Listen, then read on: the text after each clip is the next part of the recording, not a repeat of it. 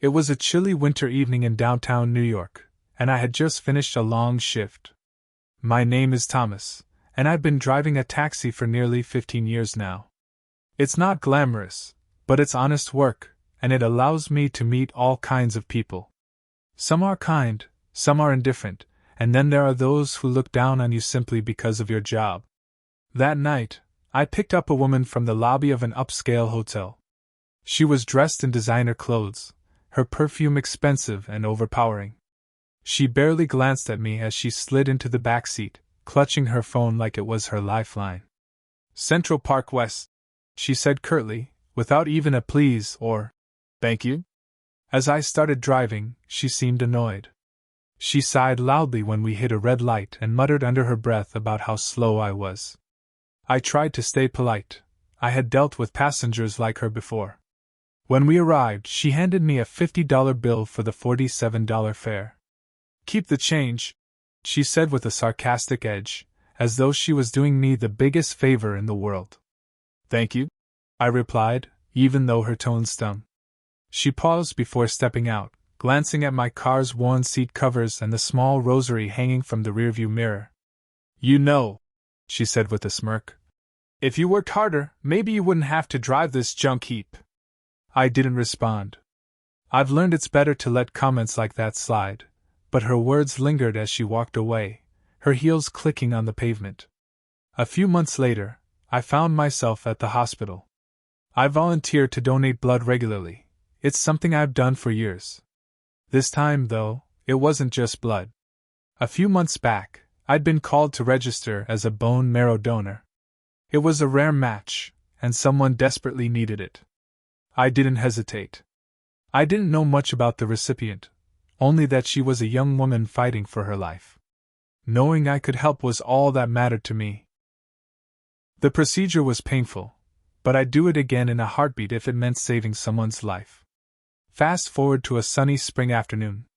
My cab was parked outside the same hospital where I had donated, and I was waiting for my next passenger. I saw a familiar face step out of the building, a woman, walking slowly, her face pale but glowing with gratitude. It was her. She didn't recognize me at first. She was thinner, her hair shorter, and her designer outfit had been replaced by something more casual. But I recognized her instantly, the same woman who had laughed at me months ago.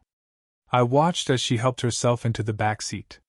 She seemed different, quieter and softer. "To Lexington Avenue, please," she said, her voice subdued. As I drove, I couldn't help but notice how much her demeanor had changed. There was no condescension, no impatience. Instead, she looked out the window as if she was seeing the world for the first time. When we reached her destination, she handed me cash and thanked me sincerely. I couldn't resist asking, "Rough time at the hospital?" She hesitated, then nodded. "I was sick, very sick. But I'm better now, thanks to someone I'll probably never get to meet. They saved my life, and I don't even know their name." Her voice trembled slightly, and for the first time, I saw vulnerability in her eyes. I didn't plan to say anything, but the words came out before I could stop them. "Actually, you've met him before." She frowned, confused. "What do you mean?" I turned around in my seat, meeting her gaze. "It was me. I'm your donor." Her eyes widened, and for a moment she was speechless. Then tears welled up in her eyes. You saved me?" she whispered. I nodded, unsure of what else to say. "I don't know what to say," she stammered, her voice thick with emotion. "I was horrible to you. I didn't even treat you like a human being. And yet, you gave me the gift of life." "It doesn't matter," I said gently. "What matters is that you're alive and well. That's all the thanks I need." But she shook her head. "No, it does matter. I was so wrong. I'm so sorry." Her tears were falling freely now, and I could tell she meant every word. In that moment, I saw not the rich, entitled woman from before, but a human being humbled by life's fragility. From that day on, she became one of my regular passengers. Each time she got into my cab, she treated me with kindness and respect. She even started calling me her friend. Life has a funny way of teaching us lessons. For her, it was learning the value of humility and gratitude. For me, it was a reminder that kindness, even when unrecognized or unreciprocated, can change lives, sometimes in ways we never expect. And as I drove through the busy streets of the city, I couldn't help but feel grateful too. Not just for the chance to help her, but for the reminder that we're all capable of change. Hey there, amazing viewers! If this story touched your heart, made you think, or brought a tear to your eye, don't keep it to yourself.